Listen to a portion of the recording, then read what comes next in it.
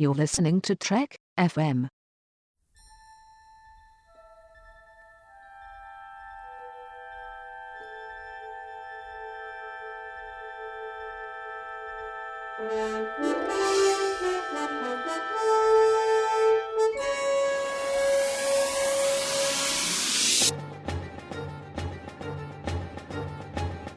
Welcome to From There to Here, Trek FM's 50th anniversary rewatch project, where the hosts of the network get together and retake the station. Dun dun dun. You excited? Is this what you've been waiting for, Ken? It is, man. It's time to get back into the fight. Yes. We have got two interesting episodes to finish up our little Terok Nor arc, Favor the Bold and Sacrifice of Angels. And in the first episode, Favor the Bold, tired of being on the losing end of the war, Captain Sisko convinces Starfleet Command to launch a fleet of starships to retake D Space Nine. Meanwhile, time may be running out for Rom. Dun dun dun. Bye-bye, Ron. Every one of these recaps, they totally call for a dun dun dun. I guess they do. It works. It works. What do you think of this episode, Brandon? I'm okay with this episode. I think that the second part is better than the first between them, but I think it's interesting. Some of the stuff that I like about this episode is just some of the character stuff that we learn about them. Like the Vorta have no sense of aesthetics. Like, it's a minor thing, but I think that's really cool. And how Dukat gave this painting to Weyoun, and he's like, I don't know if this is good or not. So it's just that was kind of an interesting scene. It's just kind of out of nowhere, and I think it's pretty funny. But we get the continuation of the last episode with Odo being linked for 3 days with the female changeling. We get the really creepy scene where Odo has like regular sex with the female changeling, which just bothers me. Oh, I understand. That was the opening scene for the two of them, and of course they're on each side of the bed, and you're just going, oh, I did not need that in my head. No. But they did. They put it right in there, didn't they? Yes, they did. But we get right into the battle here when Sisko decides, you know what, I got a bold plan to retake the station. And it's interesting. It's a great way to reveal it, when Captain Dax of the Defiant is all frustrated and everybody's complaining, retreat, attack, retreat. And the way that she confronts him and says, we got to do something better. He's like, yep, I agree. Well, what are you going to do about it? I'm going to retake the station. So it's it's what we've been waiting for, because it's, at 6 episodes, like it's enough that they've been away from the station, right? It's time to get back to the show. So this is what everybody's been waiting for at this point. Yes, and they still stretch it, right? they still stretch this thing out. To really focus on what's going on in the station and add even more tension. And, you have to drink decaf if you want to get through this story arc for them to really get going. But they finally do get going. Mm-hmm. And that's the nice part. But you would have thought that mid-episode, there comes the fleet. And nope, it's not until the very end. Because if you remember, he devises a plan, but then he still has to sell the plan. Right. So he's telling Dax, yes, I've got an idea and I'm going to brief this. And I think everything on this show is either at 0800 or 0900 hours. But so over breakfast they like to plan the the fate of the Federation. What time did you have your meetings when you were in the forces? I guess it varied. Sometimes we'd be operational, but just like any other organization, you did it when you could get everybody together, depending on the situation. But anyway, it just seemed like, hey, 0800, 0900, everybody has to have a good night's sleep before they meet, which is wonderful. But hey, I'm just kidding. The episode itself was fine. I liked the build up to it. I wish I could get a little bit more. I love these operational type things and trying to pull this fleet together. And when they finally show the fleet, I'm smiling wide, because it is, as a TOS fan, it's so wonderful to know that it was my era of ships that saved the Federation. Yes, it was. All those Miranda class ships in there, and all those Excelsior class ships. They definitely made the bulk of it. Yes. God bless them. Those old babies, talk about cannon fodder. Now, we can't forget one of the interesting things on here that does play pivotal role for the rest of the series. Well, maybe not pivotal, but we get Nog promoted to ensign, a field promotion to ensign. So that's pretty rapid, because he's, it was season 3 when he applied, like when he was trying to get Sisko to back him. It was season 4 when he left to the academy. Now this is the start of season 6, so we're like less than 2 years, and they've given him a full field commission to ensign. So. Yeah, not very realistic, but made his character, gave it a little juice to the character. He was always kind of in the background, or being kind of the kid, and it was all right.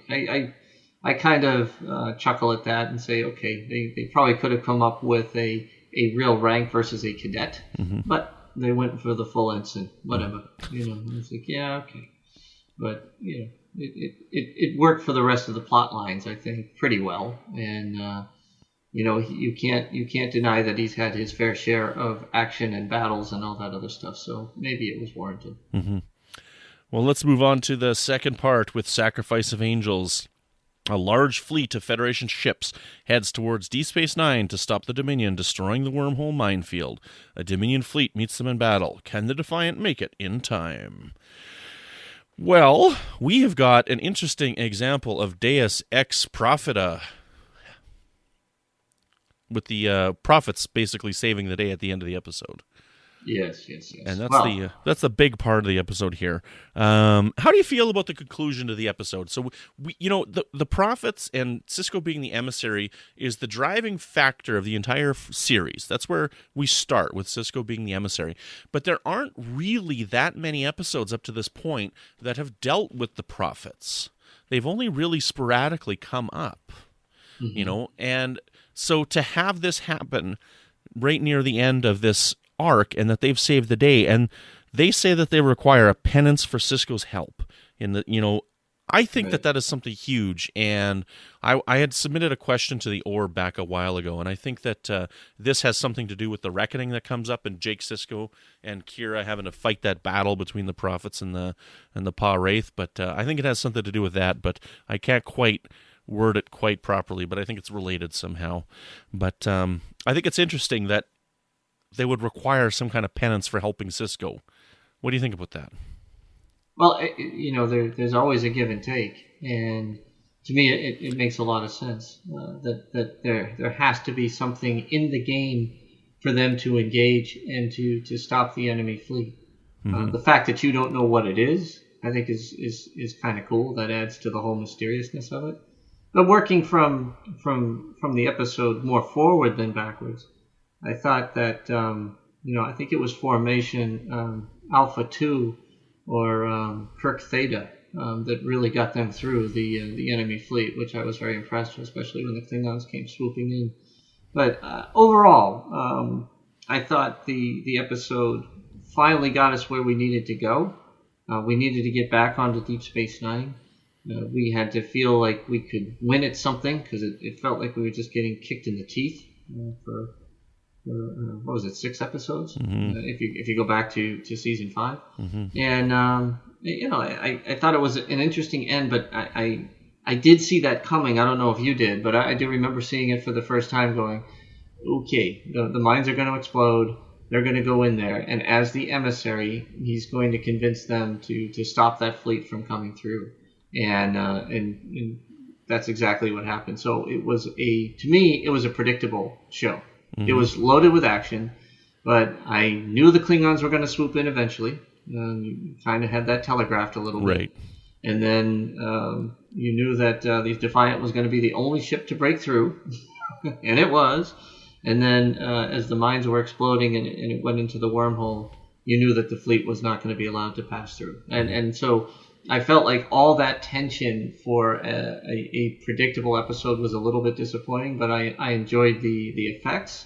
I enjoyed the fact that they were back in the fight. I also enjoyed that afterwards they don't take it in the direction you think you would. With that entire fleet being immobilized, you would think now that everything was going to turn, and they turn it on us again. So that's a great thing about this show. Yeah, see, I didn't see the ending with the prophets coming. The other ones that you're pointing out, yeah, they're kind of standard tropes for a battle episode where the one ship gets through and nobody else does and stuff like that. But I remember watching this for the first time and like, this war is going to go on a lot longer than I thought. And the bad guys are coming through and that'll be an interesting turn. But, it's the vice versa where it's the female shapeshifter who's like, this war is going to take a lot longer than we thought and evacuate the station and stuff. So I'm okay with it. I don't mind the episode. There's a couple of, standard war tropes, standard fighting tropes in it, but for the most part, it's good. Yeah, it's fun. You know what? I think that's one of the things that Star Trek. People love Star Trek because they don't get into a lot of space battles and things like that. But if you look at a lot of the top episodes and what people enjoy, it has that flavor to it a lot. And I think that they spent some real money. They spent some real time with those effects. I remember watching it, like I said, the first time it went through. And it's like, yeah, it's okay to kind of sit back and see some action and some ships going, and especially, starships. And even though the whole fleet has an average age of 87 years, hey, they put up a hell of a fight. And like I said, they find a way through. And they even have fighters, which was really cool. And, yeah, it was well done. And of course, we see that these same clips are used in several episodes after this, but it's okay. It's it allows you to have kind of that fanboy part of things where you go, okay, fast speed, some action, some ships blowing up, rock on. Mm-hmm. This is the episode that makes me sad that we never saw the Enterprise fight the Dominion. The Enterprise E.